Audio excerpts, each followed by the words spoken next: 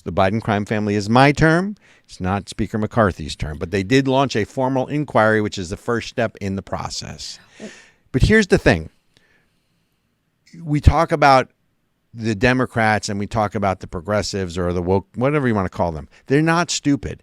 There are two immutable laws in international politics, right? Okay. The first one is realpolitik with capital R, small k, and it basically says that an enemy of my enemy is my friend, right? We saw that in World War II. We were aligned with Soviet Union until our interests didn't align, and then we went to war with them. Essentially, It was the Cold War. Right.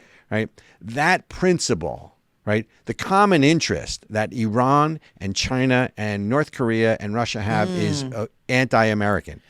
And of those four, the preeminent power is China. So that's the first law, right? An enemy of my enemy is my friend. The second law is what I call Pavlov's law or Pavlov's dog, right? And we broke that law too, because if you give Iran, for whatever reason, $6 billion, you're incentivizing more bad behavior. If you had said to Iran, look, we'll release your 5 prisoners, you release ours, okay. Yep. That's different.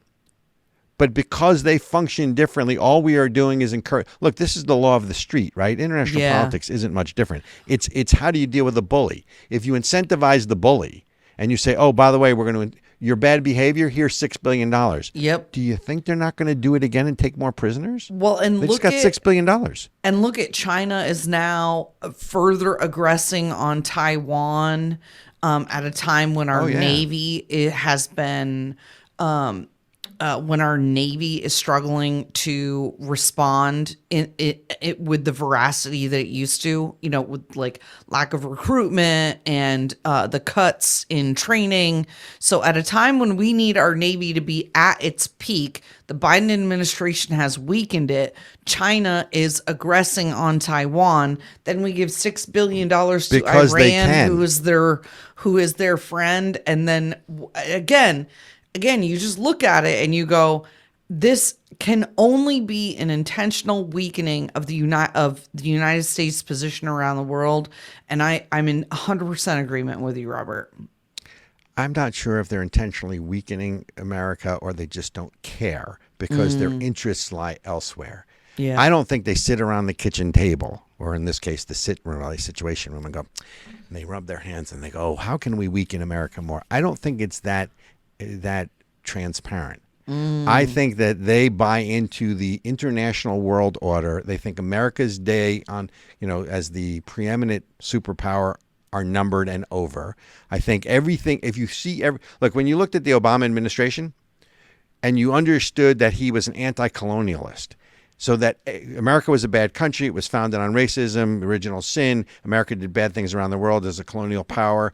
So everything he did viewed America as a colonial oppressing or oppressor power, right? Yeah. Everything in the Biden administration takes them on the same thing, which is they think America is a bad country. I don't think they would say that, but I think they think that America's power is waned, and why shouldn't they cash into the New World Order? Oh, see, which entrenches the elite power anyway, and they're the elite power. I think that's the why, world according to Robert. I think that's why we have to assume that it's intentional. See, that's what I feel like you just made the case that it is intentional, that they are intentionally weakening it, and that is the goal.